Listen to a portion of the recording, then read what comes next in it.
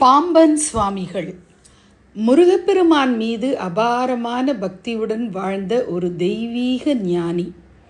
முருகன் அருளை பெற்ற பாவமில்லா பரம பக்தனின் வாழ்க்கையின் கடைசி பக்கம் அதுதான் இவருடைய ஜீவசமாதி.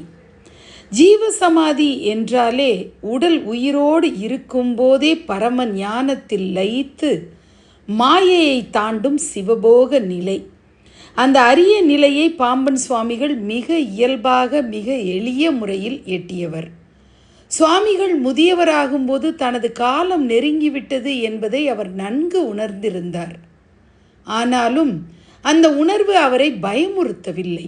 அவர் முழுமையாக முருகப்பெருமான் அருளிலேயே இருந்தார்.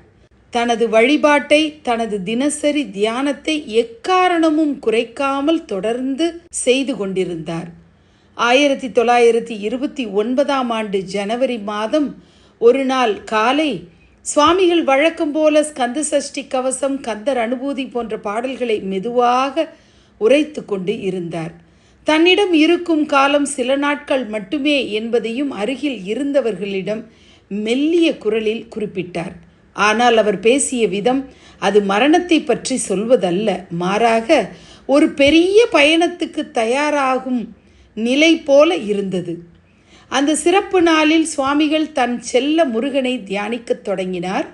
அவரது முகத்தில் ஒரு அற்புதமான ஒளி, காற்று நின்று கொண்டது போல ஒரு அமைதி. அருகில் இருந்தவர்கள் அவர் சாதாரண தியானம் செய்கிறார் என்று நினைத்தனர். ஆனால் சுவாமிகள் தன்னுடைய உடலின் எல்லா பிராண சக்தியையும் உள்நடுவே இழுத்து பரம ஞானத்தில் லயித்திருந்தார். அவர் கடைசியாக எடுத்த மூச்சு அது ஒரு சாதாரண மூச்சல்ல, ஒரு பக்தன் முருகன் பாதத்தில் முழுமையாக கலந்த தருணம். அதே நேரத்தில் அவர் இருந்த அறை முழுவதும் மனம் பரவியது என்பது அன்றைய சாட்சிகளின் குறிப்புகள். பிராணன் உடலை விட்டு வெளியேறும் போது தோன்றும் அந்த தெய்வீக நறுமணம் அது அவர் அடைந்த பரம நிலையை காட்டியது. இதற்கு பிறகு அவர் ஜீவசமாதி செய்யப்பட்டது.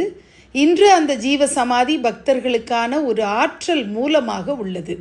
அங்கு அமர்ந்து கண்களை மூடினால் சுவாமிகள் எழுதிய கந்தர் அனுபூதி வரிகள் நம்முள் தானாக ஒலிக்கத் தொடங்கும்.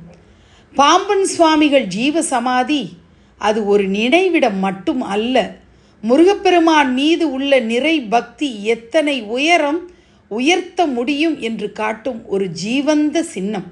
நன்றி.